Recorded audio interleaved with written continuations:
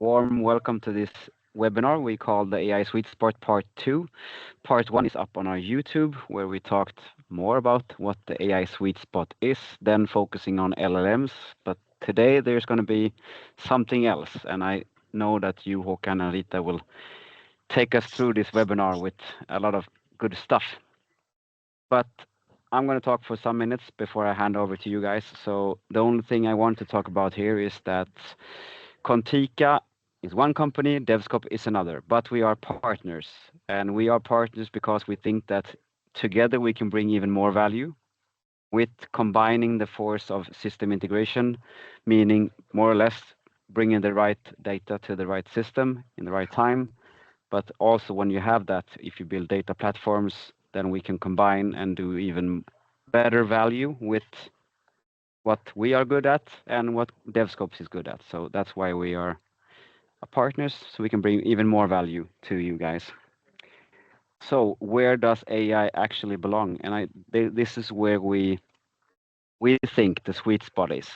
System integration, where system integration and AI and automation meets, that's where the sweet spot is. And this is what we are going to talk about even more concrete, and we will even dig in. I know for sure there will be some concrete examples out of projects that we've done where we actually found very good business value. So I think I'm going to stop talking then, and I'm going to hand over to you, Håkan and Rita. And once again, warm welcome to this webinar. That's all from me. Thank you. I will take control then. Yes, so my name is Håkan, and I am the AI specialist at Contica, and I will let you present yourself later, Rita. And the agenda for today is some light theory from me. Our thought here is to talk about other models than the large language models.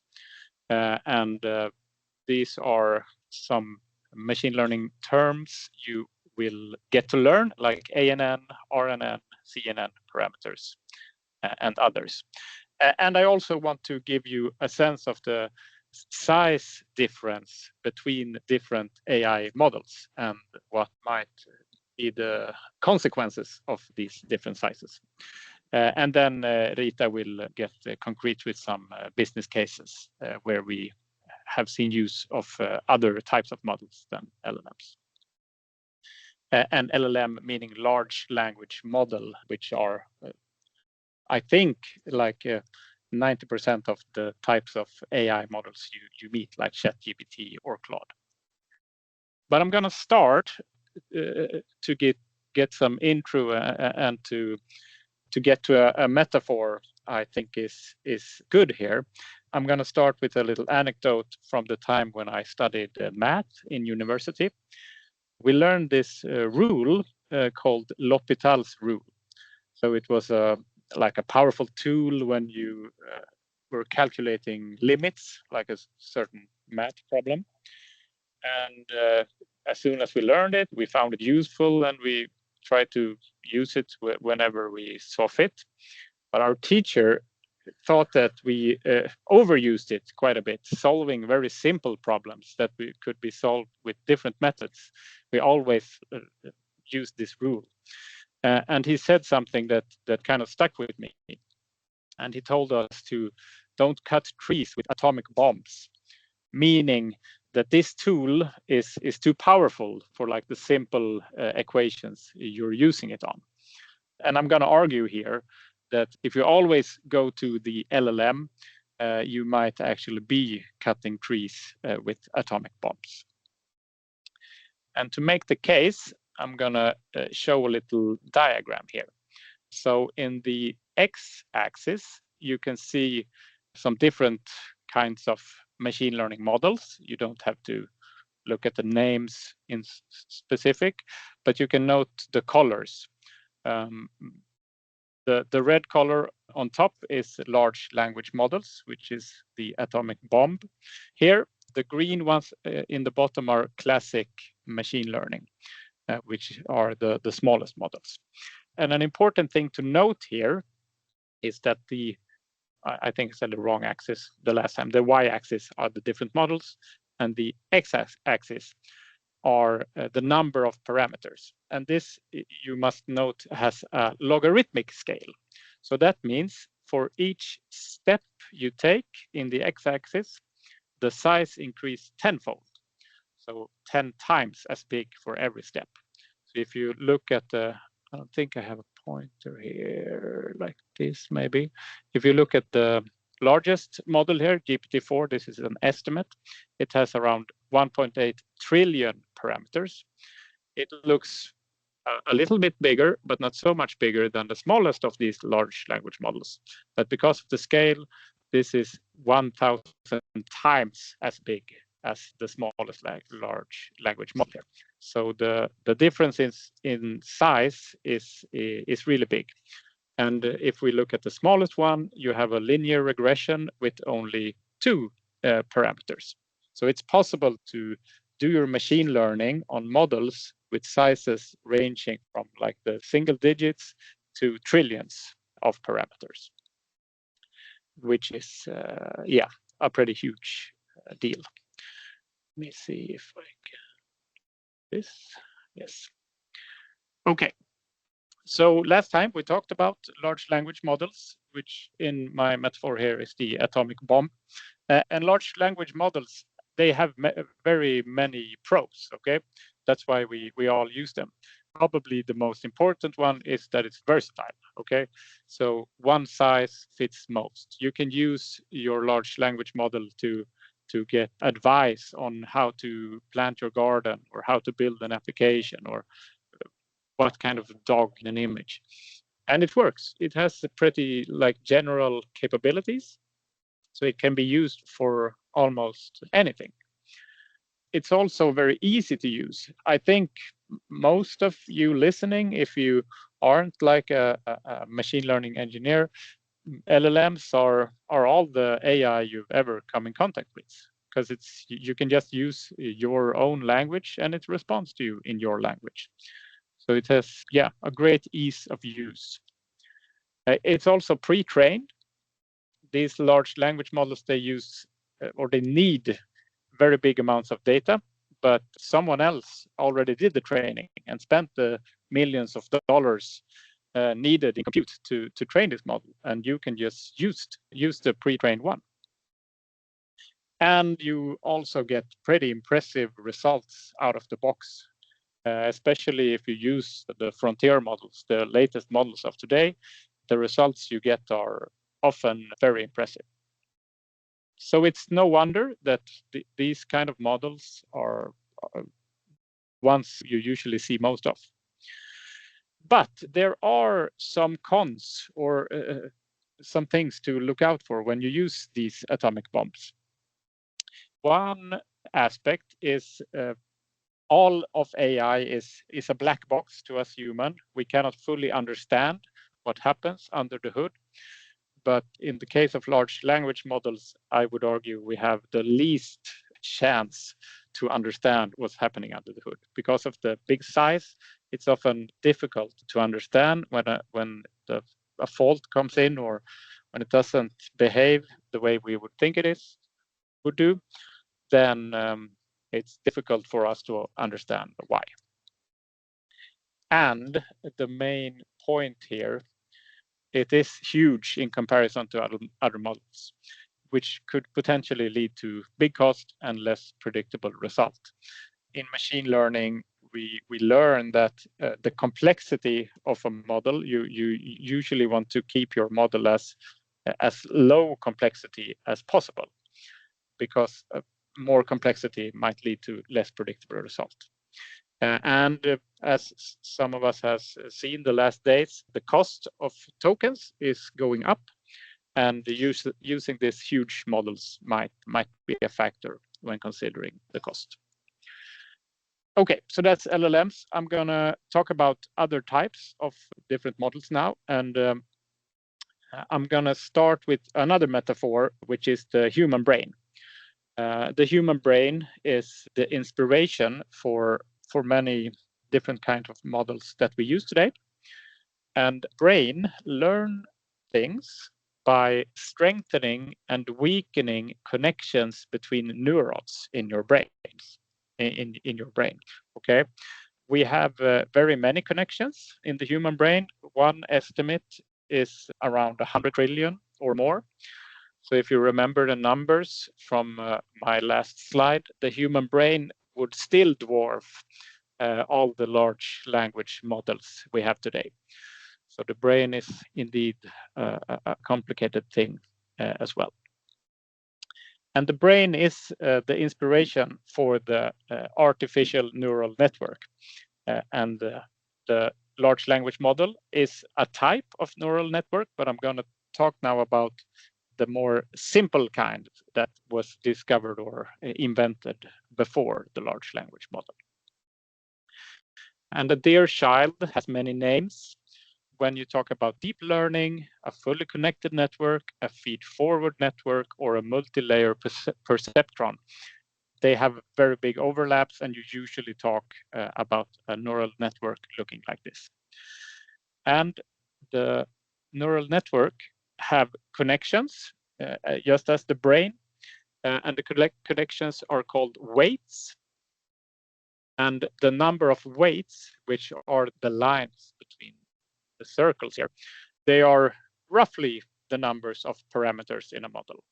There are other types of parameters, but these weights, the lines here, are often a big majority of the parameters. And this kind of network, just like our brain, learns by strengthening and weakening the connections between the artificial neurons here. So the goal is to mimic a human brain. And this is the most simple one. This is like a fully connected network where every circle is fully connected to each circle or neuron in the next layer. And there are other types of neural network, which I will give some examples of here. So first we have the Convolutional Neural Network, or CNN. This image looks kind of small here, but this is a type of model that you usually use for image recognition, okay? Common example would be where you have an image as input and the output is a label. For example, you might have a convolutional neural network which is trying to decide what animal is in a picture, or kind of road sign is in a picture for your self-driving car. And this also has a fully connected neural network layer in the end. And earlier it has what is called the kernel. You can think of a little box like rolling over the image, searching for different patterns. And by using these different patterns, it can decide what label it wants to put on this image. Yes. Another type of neural network is the RNN, which is kind of a category standing for Recurrent Neural Network. The architecture here is getting complex, so you don't have to look at the details of it, but the idea is for the neural network to remember what happens from one run to another. So this architecture in specific is called long short-term memory, and it's an architecture that both can handle short-term memory and long-term memory at the same time. And it can remember what happened in previous runs, and therefore it usually handles sequential data, meaning data that is ordered in time series, let's say a stock price, or like your current, like how many things you have in your warehouse, or something that you can check from time to time, and where you need to remember what happened for a long time ago and just a few moments ago. Then you could use a RNN. And you also have classical machine learning. Classical machine learning is what was used before like the neural network got introduced. And this was at the bottom of my list of parameters. So here we can go from the minimum of just 2 parameters when you have a straight line or only 2 different values. Then you could have just a slope and the y-intercept. With those 2 parameters, you can still do machine learning, even with a simple model as that. And we usually talk about 3 different types, like I mentioned regression, or I didn't mention it, but in the case of the straight line, when you try to, you have one variable and you try to predict the value of the other one, or you could have many variables. But anyway, when you try to predict a number, you usually have a case of regression. You could also have the case of classification. Let's say you look at an image of an MRI and want to classify something as cancer or not cancer or something like that. You could also do that with classical machine learning, and then you would have a classification problem. You could also have a clustering case where you have different data points and you don't want to predict anything about them. Rather, you would want to cluster them, like find some meaningful way to differentiate different clusters in your data point. And these could be very effective in specialized cases because of their like low numbers of parameters. They can be quite efficient, but you usually then have to train them yourself and not get them pre-trained, as in the case of large language models. Okay, so rounding up here, when do we want to consider something else than a large language model or our atomic bomb here? One case might be when your input or output consists of something else than natural language. Large language models are trained on huge amounts of language, and natural language is where they perform the best. These days, they perform good also in other cases, but if you have cases where your input or output is something else, this might be a consideration. Also, when cost performance is of importance, as I said, if you have a model that is 1 million times less than a large language models or a large language model, then your cost and performance could be greatly, the cost could be reduced and the performance can be increased, so to speak. There might also be some cases where you need to run your machine learning locally. The large language models of today, they are not made to be run on personal computers. They need supercomputers in a big data center to even get started. So if you, for some reason, need to run on your own machine, then you would need a smaller model.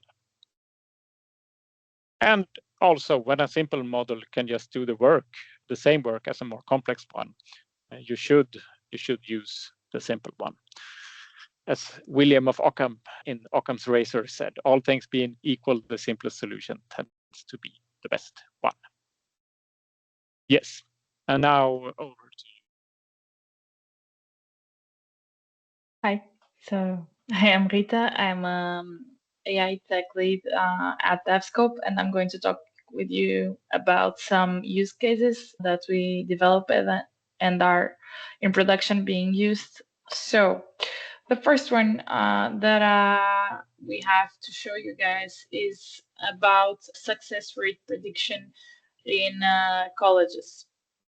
So this is one of the simplest one, is a regression. So we have a set of data that we want to model, and then we want to output how much will be the success rate expected for each student at each semester. So our output is a similar, or an example, a very simple example of our output is present here on this table. So we have the student ID, we have the semester, we have the course, and we have the success rate that we are predicting that student is going to achieve.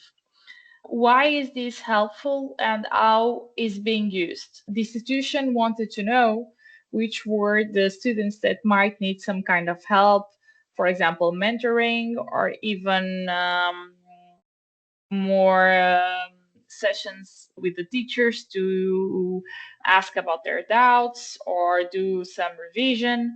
So their goal was to implement some strategies that they have in mind to try and help the students that they needed them.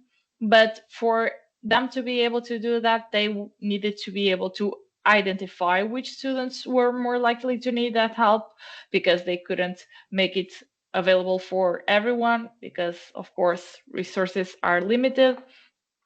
And this is helping them guiding this process. In terms of architecture, this is a very good example, I think, because it's a non-prem solution, so no cloud involved. We connect directly to their database, and we use tools like Docker and Airflow to orchestrate the process. And then we have everything implemented in Python, and with the help of MLflow to track our training process and then to deploy the models as well. Here we have all the treatment data parts, and everything is done very carefully because we are using information about the students. So we are not using the age of the student, for example. We are using ranges. We do not use, or we avoid to use personal information, and when we use it, we make it as no, it isn't possible to identify a student because of that information or the set of information is put together. So we are very careful with that. But of course, that certain characteristics of the students have for sure impact in how successful they are going to be. Moving on to a slightly complex project. Slightly complex because it's bigger and involves more than one model, but that's also what makes it such as much as interest as it is. So we have a product recommendation system, and of course nowadays and for quite a while, this is very must have in every website. In this case, it's apparel business, but others as well. I cannot recall one website that does not have this, like more developed or less developed, but everywhere you can find this kind of recommendation systems nowadays. And in this case, we have, or the business wanted to explore two types of recommendations. So they wanted to explore similar item recommendation. So I'm looking at a shirt and I have similar shirts below. Why is that? For two main reasons. One is, for example, when I want to buy a shirt but it doesn't have my size, I can look at others that are similar and have my size and not lose the sale. And also to help in product discovery, so helping site navigation. So if you are looking at a shirt, probably you will look at similar ones as you will like similar ones as well. And the other one is cross-sell items. This is for trying to do cross-sell sales and try to increase the basket amount and sell more. So if you are looking at a shirt, maybe you will also like to look into jeans or shoes or the jacket to put an outfit together. And these are the two types of outputs that we are working here. However, we do that with more than two models. Why is that? That is because in recommendation systems, we usually have a problem that is called cold start, meaning it's, for example, when a new shirt comes and you do not have yet historic information about it. So if it is new, no one bought it yet, and even in the first weeks, the amount of sales is not relevant enough to put a profile for that product. So we have one of the simplest ones, which is association based in an association rules. And this is basically what is frequent order analysis. that it does is basically what products are usually bought together. And so if a shirt and a pair of jeans are usually bought together, they probably are a good fit to do or to build an outfit. This is one of the simplest ones, is math and statistics behind it. Then we have neural network to look into image similarity. It's based on CNN, as my colleague talked earlier. And it says, okay, the t-shirt A and t-shirt B are similar at 90%. T-shirt A and t-shirt C are similar at 10%, maybe not a very good fit. And by doing that, we can build like a type of ranking of what products most look alike. And for this, you do not need historic information because we are just using the image of the product. However, we get in the cold start problem in cross-sell recommendations for new products. And what we did then was try to mix up the previous two approaches. So to compare the two t-shirts in terms of similarity, we had to extract features from them with a neural network. And then based on that features, the similarities is calculated. And in association rules, we have the combination of how products are brought together. So what we did, we mixed them, and we were able to use association rules, but instead of with the product's other characteristics, with the features from the image being the main point here, use that as a training set for an LSTM that would then say, okay, for a t-shirt with these features and the jeans with these features, a jacket with these features would be a good fit for an outfit. And then we would go and check which jacket do we have, most recent collection or previous collection that was still on sale, of course, that was most similar to that characteristics that the LSTM outputted. And all of this built the recommendation system that is currently in production. So a little bit of the architecture. This is a project is implemented on cloud. It uses Databricks and data lake. We still have to communicate with 2 points that are on-prem, which are as input the images are in a server that is on-prem. And we, at the end of the process, we have to insert recommendations on an on-prem database as well. But everything else is processed on Databricks, and we use notebooks, and we built a pipeline that runs the process. Part of the process can be processed in parallel, and others have to be sequential. But it's an overview. I think it's good enough, not worth to get in more detail unless someone has a specific question about it.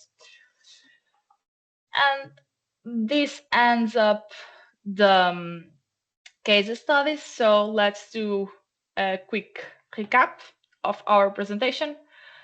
As we all know, LLMs are very big models. They have a lot of parameters, and in several scenarios, simpler models will solve the problem.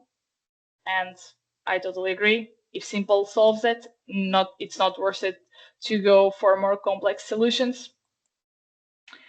And also the tokens, depending on the model that you are using, but are cheap now, but we don't know what will happen in the future. And some talks have started. For example, GitHub Copilot wants to change and will change the way the license works and will move to token-based logic. So we don't know. It's very hard dependency. Because we don't know what will happen in the future. So if we can go for simpler things and we will bring value and will solve our problem, we should. And as an overall, the unnecessary complexity, which will take us more time to implement, it will be harder to keep track, and we'll need more effort and more expert knowledge to ensure that everything is performing as we expect on our system. Oh, sorry, I'm trying to move. Yeah. So now we open for questions or ideas, and we also put up here then our next webinar, which will be about integration and AI and why they are such a good match. First of all, thank you so much, both Håkan and Rita, for a bit of theory and then a bit of really concrete examples. So very good. Thank you so much. Let's already now promise that there will be some kind of follow-up, a part 3. We know that AI and integration and automation and digitalization of business processes is a good match. So that's why we have this partnership. So we are glad that we can bring even more customer value with this partnership. So as well as I said before, if there's any questions or if you want to have a workshop where you actually bring your own thoughts or bring your own environment or bring your question, we are more than glad to have this with you. Thank you, everyone. Thank you. Thank you so much. Have a nice day.